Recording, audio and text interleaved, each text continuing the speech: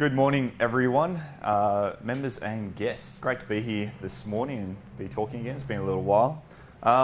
In the past, I've spent a fair bit of time talking about the challenges that we're going to be facing over the next couple of years in the area of technology, in this evolving technological sphere. Some of these points have been centered around the NBN and how fast the internet is impacting especially rural Australian economies, as you know, we see more and more outsourcing happening overseas, not just in products now, but in the form of services which have previously been insulated to the local areas.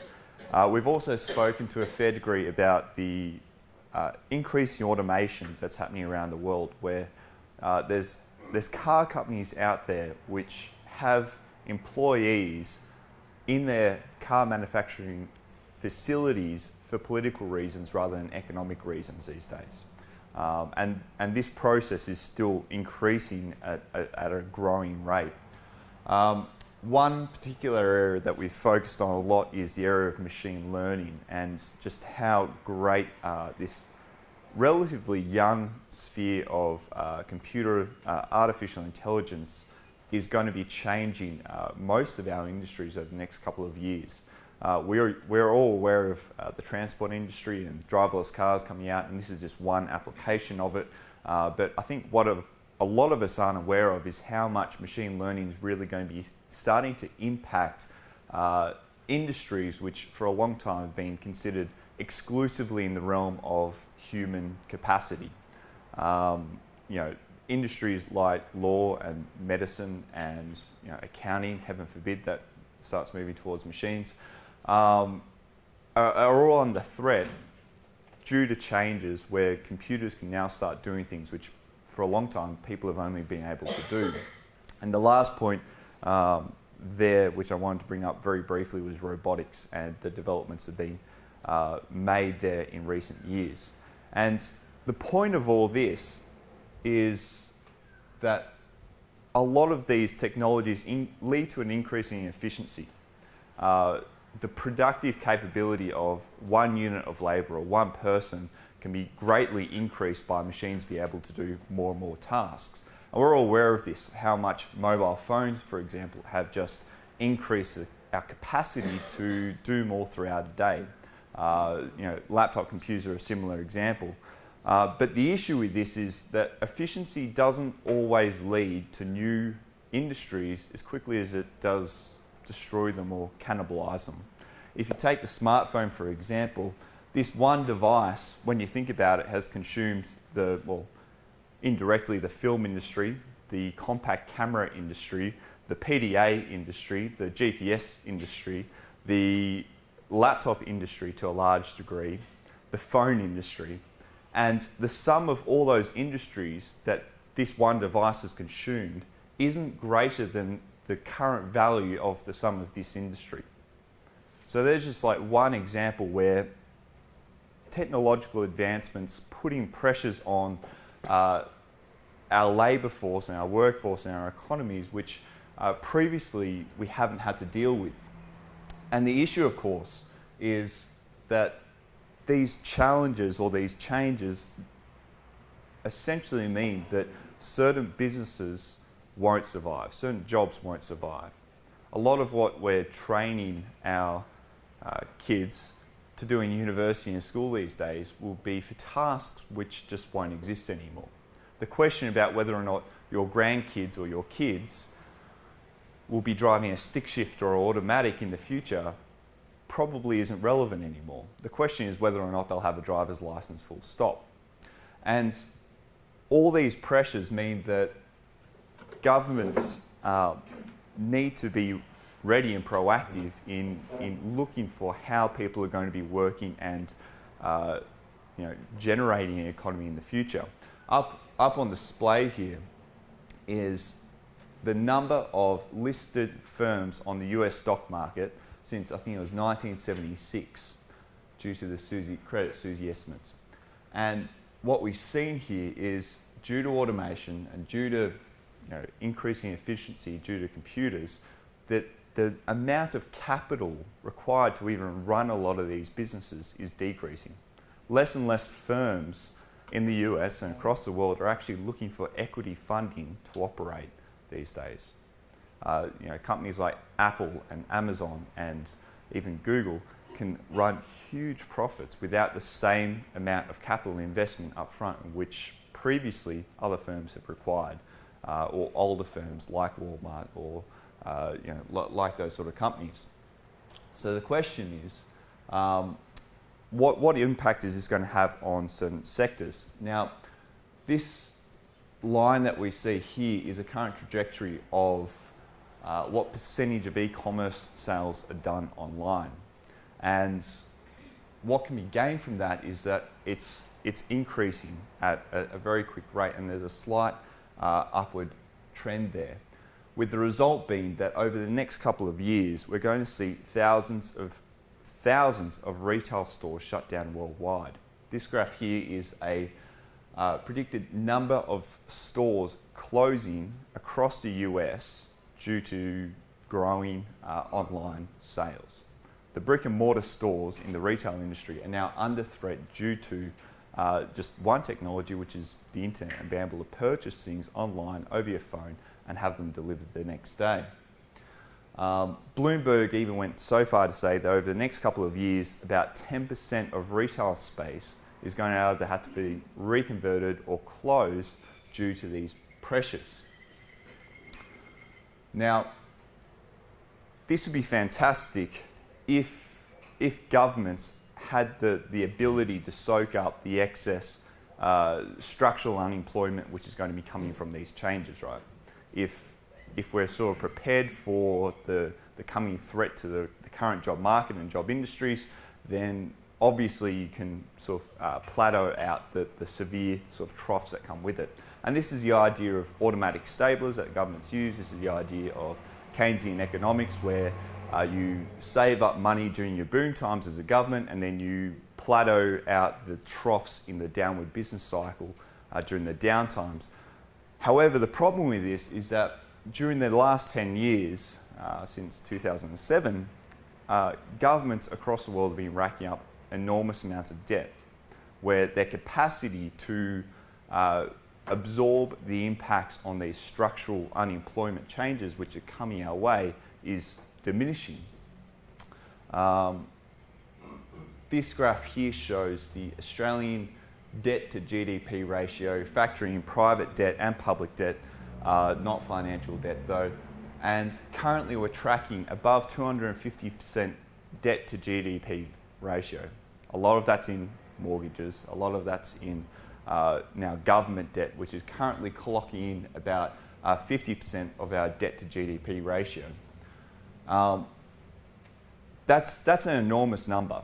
Like, I don't really understand why we pit debt to GDP in the first place, because GDP isn't the government's income to pay off the debt. It's simply a arbitrary measure of everything that's producing our economy. But currently, our debt isn't as bad as most other developed nations in the world. Where we've got public debt of around 50% of our GDP. The US is over 100% of their GDP now. Japan's kicking up over 225%, and Greece is approaching about 200. I think they're on 170, 180% of their GDP at the moment. Essentially what this means is that government coffers are already stretched to levels which haven't been stressed to beforehand. And this is really only part of the picture here, because this doesn't factor in unfunded liabilities. Now, back in the 70s in Australia, what we had when the Gough-Whitlam party went through was that they removed the requirement to factor in government pensions on our current budgets and to pay for that. And what that shifted into was an unfunded liabilities category. It's a great way to make your balance sheet look good. You just take stuff off it, right? And Melissa would recommend against that. But the result being, and Australia isn't been that bad in this area compared to other countries, huge number of developed nations around the world have huge unfunded liabilities which will be due over the next couple of years. The US debt, this illustration is done up by Business Insider. US debt's kicking around $44 trillion, but the estimates of the unfunded liabilities are between $78 trillion and about $130 trillion worldwide. What this amounts to is, say for example, the US government's on an income of about $50,000, they're essentially pledging to pay back about $1.5 million in the next 10 years. I'm not an expert mathematician, but those numbers don't quite seem feasible to me. And in the past, the answer to growing government debt was growth. And we all understand this. If you invest in capital infrastructure, which is going to increase your income capacity in the future to pay off that debt, then that could be a really good thing for you. However, what we've seen, especially in the Australian economy, is a shift away from investing in business and in small and medium enterprises to unproductive parts of the economy like housing, which once the initial capital outlay has been done, there is very little ongoing return to the economy. This old belief that growth is always going to be the answer and is always going to be there simply won't be true. And we're already starting to see this in unemployment figures and underemployment figures in Australia where they're rising. The numbers are going the other way, and this is during a process of fiscal spending, of expansionary monetary policy. When everything should be expanding our economy, it's going the other way. This is just a graph of the Australian debt, but the other issue I want to bring up here quickly is that Armidale hasn't been insulated from these pressures and these global pressures and these government issues to such an extent where the number of larger, quote unquote, larger small and medium enterprises in the local area that have 20 plus employees has shrunk from 44 to 38 over the past number of years. I think it was from 2011 to 2016. The number of employing businesses has dramatically shrunk in our area over the past number of years. And the other issues too is that our economy here isn't overly diversified. If you look at the employment stats from the ABS, a lot of our local economy is purely based on government employees. So I think one of the issues here is that during the time where governments needed to be driving small to medium enterprises, which is the engine room of the economy, they've been complacent. They've been wrapping up small to medium enterprises in huge amounts of bureaucratic tape. We've seen this locally too, where our own previous councils have turned down jobs and infrastructure development and industry development in this region for God only knows what reasons at times. The other issues too, locally we haven't been attracting all the grants back that we could to this region that have been going out in the form of income tax. And one of the biggest issues is that our local region hasn't been sold properly, in the sense that the comparative advantages, that is like the benefits of operating a business in this region, haven't been well marketed compared to what other councils and what other regions have been marketing. So what myself and a few other people have been doing is working on putting a group together and looking at what council can effectively be doing to turn this around, to drive this region forward, to make the most of while the sun is shining, making hay. And one of the biggest barriers to business over the past couple of years, or industry in this area, has been council. And the most obvious thing that needs to happen in this region is to open up that tap and to allow business to move in. A stat which I came across the other day is that the Waterfall Way is actually the most popular tourist drive in New South Wales. And I have to admit, it's probably the most undersold tourist drive in New South Wales as well. There's very, very little promotion and advertisement going towards pitching this fantastic local attraction that we have and that we sit on the door to. So what we've done is gone forward and started a political group in order to take over council and try to, well, not take over council, run for council, take over council. We will take over it. It'll be excellent. Run for council and try to actually change it from, instead of being anti-business and anti-industry, to something which is really trying to attract jobs and growth into our region, while we can, to actually insulate the region from some of these challenges which we're going to be facing.